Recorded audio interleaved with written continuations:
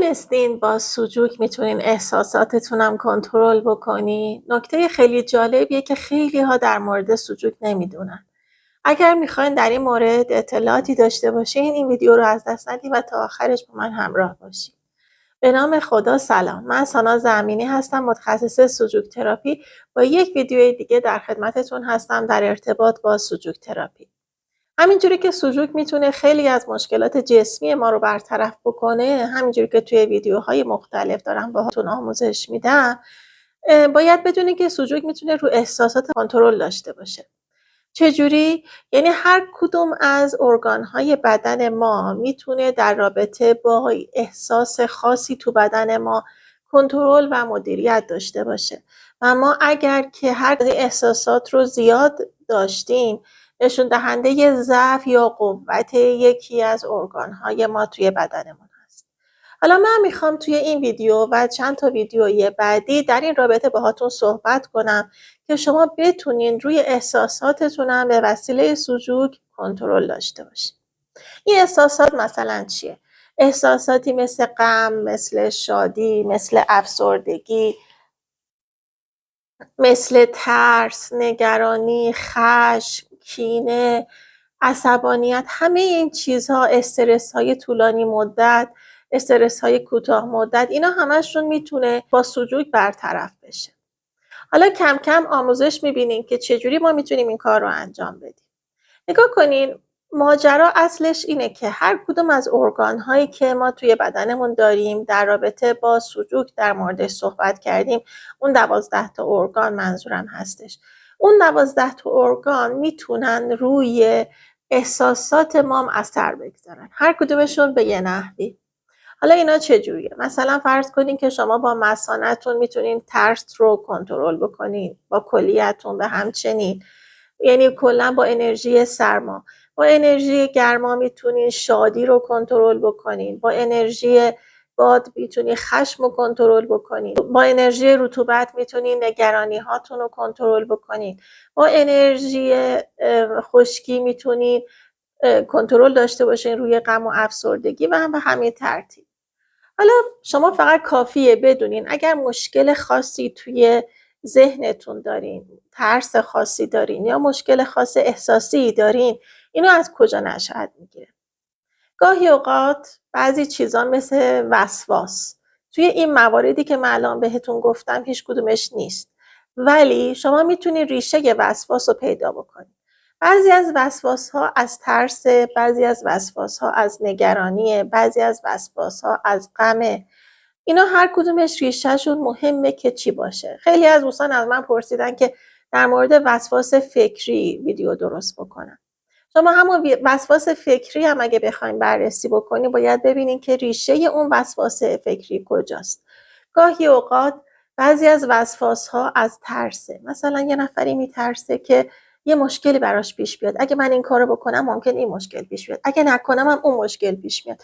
من میترسم الان چه جوری بشه. توان مقابله باهاشو ندارم. این یه جور ریشه وسواسه. حالا یه چیزم نگرانیه. میشینه فکر میکنه. مثلا فرض کنین کسی وسواس داشته باشه در مورد شستشو. نگران باشه نکنه این تمیز نشده باشه. نکنه یه لک بهش مونده باشه. جای انگشتم بهش نمونده. میره نگاه میکنه میبینه که آیا مثلا کاملا برق افتاده. اینا همش از نگرانی نشأت میگیره و میتونه نگرانی اونو قوی تر بکنه و بهش بیشتر دامن بزنه. یا اینکه گاهی اوقات وسواس به خاطر مسائل غم و افسردگی، یعنی یه نفری خیلی ناراحت از یه ماجرایی میخواد اون غمش رو یه جوری بروز بده. بروز دادن غمش توسط وسواس انجام میشه. مثلا وسواس فکری پیدا میکنه، یعنی مثلا هی برای اینکه برطرف کنه اون غمی که داره رو میاد چک میکنه ببینه که چجوری میتونم من از دست این غم راحت بشم، چه کار میتونم بکنم. بعد میاد به سمت اینکه یه ماجرایی رو بیشتر روش فکر بکنه یا اینکه بیشتر روش تمرکز بکنه انجام بده و حالت وسواس کنه باهاش برخورد میکنه. وسواس کلا یک بیماری هستش که خیلی باید باهاش برخورد بشه. شما اگر دقت کرده باشین حتی تو اسلام هم میگن اگر که میخواین که وضو بگیرین 2 بار آب بریزین روی دستتون، بار سوم که بریزین باطل میشه. این دلیلش چیه؟ دلیلش مقابله با وسواسه، یعنی میخواد بهتون بگه که شما تا این حد کافیه شستین، تا این حد کافیه آب ریختین رو دستتون، دیگه دفعه سوم و چهارم دیگه نیازی نیست، اگر این کار رو انجام دادین دیگه اصلا کلا وضوتون باطله. این یکی مثال‌هایی هستش که من می‌خواستم بهتون بزنم که بهتون بگم که حتی تو اسلام هم با ماجرای وسواس مقابله شده، چون که وسواس میتونه مشکلات زیادی رو توی زندگی ایجاد بکنه. پس بنابراین به همین دلیل هست ما وسواس رو جزو این موارد اصلی نمیاریم، چون که باید زمینش مشخص بشه. موردهای دیگه هم هست، مثلا فرض کنیم که یه نفری خیلی خجالتی باشه. کسی که خیلی خجالتیه این هم میتونه ریشه های مختلف داشته باشه. آدمای خجالتی گاهی اوقات از جمع میترسن، یعنی میترسن که کسی بهشون تعرضی بکنه، یا میترسن کسی مسخرهشون بکنه، یا اصلا کلا از نحوه برقرار ارتباطشون میترسن که نکنه درست نباشه. یا اینکه ممکنه از نگرانی باشه، یا نگرانی بشه ترتیبی، مثلا شما توی یه جمعی دوست نداشته باشین حضور پیدا کنین و بهتون بگن خجالتی، به دلیل اینکه همش نگران باشین که یه موقع ممکنه خرابکاری کنین. بگین که مثلا من ممکنه الان بیام با یه نفری حرف بزنم، ممکنه توپق بزنم، ممکنه حرفم اشتباه باشه، ممکنه یه چیزی بگم طرف باهاش مخالفت بکنه. اینا همش نگرانی هستش که نگرانی هایی هستش که میتونه تبدیل بشه به خجالتی و اجتماعی نبودن. یا اینکه مثلا شما میتونید تمام مشخصات احساسی رو ریشه یابی بکنید و تبدیلش کنید به این نکات کسی و پایه‌ای که ما میتونیم به ارگان ها ربطشون بدیم. یا اینکه مثلا فرض کنید یه نفر خیلی مهرطلبه، یعنی خیلی دنبال اینه که دیگران بهش محبت کنن. اون آدم یا میتونه ترس از دوست داشته نشدن داشته باشه، یعنی بترسه که دیگران دوستش نداشته باشن. این یه جوره که به ترس ربط پیدا میکنه.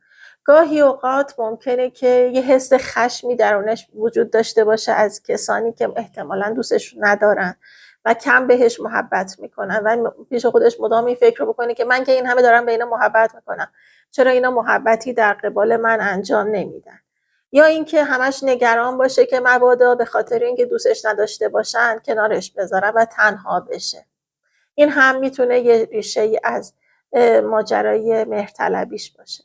شما به هر حال همه احساسات رو میتونی یا خلاصش کنین به این چند تا احساسی که من میخوام در ادامه ویدیوها باهاتون راجبش صحبت بکنم، یا اینکه یا میتونه خودش ریشه‌ای باشه از یکی از این مواردی باشه که میخوام در موردشون باهاتون صحبت بکنم، یا اینکه میتونه یه چیزی باشه که ریشش در این موارد باشه و شما میتونین همه‌شو برطرف بکنین. اگر ویدیوی من تا اینجا خوشتون اومده برام یه لایک بزنین و کامنت هم برام بنویسین که هم به من دلگرمی میده، هم باعث میشه که یوتیوب این ویدیو رو به افراد بیشتری نمایش بده و دیگران هم بتونن از این مطالب استفاده بکنن.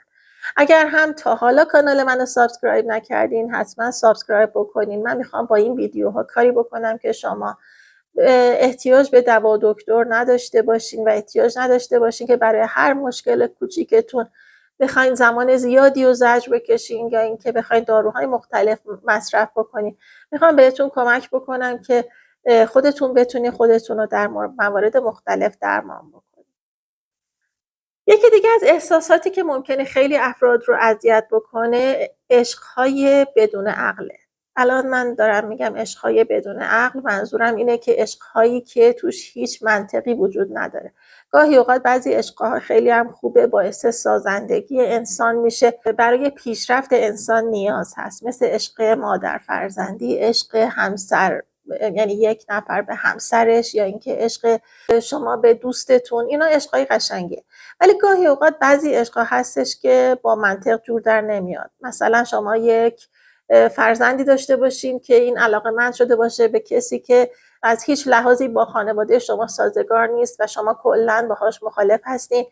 عشق‌هایی که در این زمینه به وجود میاد هم میتونید توی سوژوک باهاش برخورد کنید و کلاً من در این رابطه یک ویدیویی برای شما تهیه میکنم که ببینین در رابطه با عشق‌های اشتباه چه کاری میتونین انجام بدین. ویدیوهای بعدی رو منو با دقت تماشا کنین، به دلیل اینکه من توی هر کدوم از ویدیوها قصد دارم که شما رو آشنا کنم به اون حسی که در رابطه با انرژی خاصی توی بدن شما ایجاد میشه و اون احساس رو بهتون بگم که چجوری میتونین کنترلش بکنین، تا چه حدش منطقیه، تا چه حدش منطقی نیست. چون ما به همه حسا احتیاج داریم. حس نگرانی حسی هستش که باید وجود داشته باشه، ترس حتما باید تو وجود ما باشه، خشم حتما باید توی وجود ما باشه، ولی اینا همشون کنترل شده و به اندازه. یعنی شما اگر ترس نداشته باشین ممکنه جونتون به خطر بیفته. فرض کن یه نفری ترس نداشته باشه، همینجوری به هوا بره وسط خیابون جلوی ماشین وایسه و ماشین بهش بزنه. بنابراین ترس تا یه حدی کاملا منطقی و درسته و نیاز هست و نشون دهنده این هستش که شما انرژی سرما فرزن داره تو بدنتون به اندازه کافی عمل میکنه. ولی اگر از یه حدی زیاد شد یا اینکه از یه حدی خیلی کمتر بود، اینا مشکل سازه. مثلا شما ترستون انقدر زیاد باشه که دیگه جلوی فعالیت‌های اجتماعیتون گرفته بشه، ترستون انقدر زیاد باشه که اصلا از خونه بیرون نرید، اینا خودش مشکل سازه و ایجاد مشکلات خیلی زیادی رو توی بدن میکنه. من در مورد ترس خیلی میخوام باهاتون صحبت کنم. توی ویدیوهای بعدی با من همراه باشین که در این موارد میخوام مطالب خیلی مهمی رو خدمتتون عرض کنم. پس تا ویدیوی بعدی من شما رو به خدا میسپرم و امیدوارم همیشه شاد و سلامت باشین. خدا نگهدار.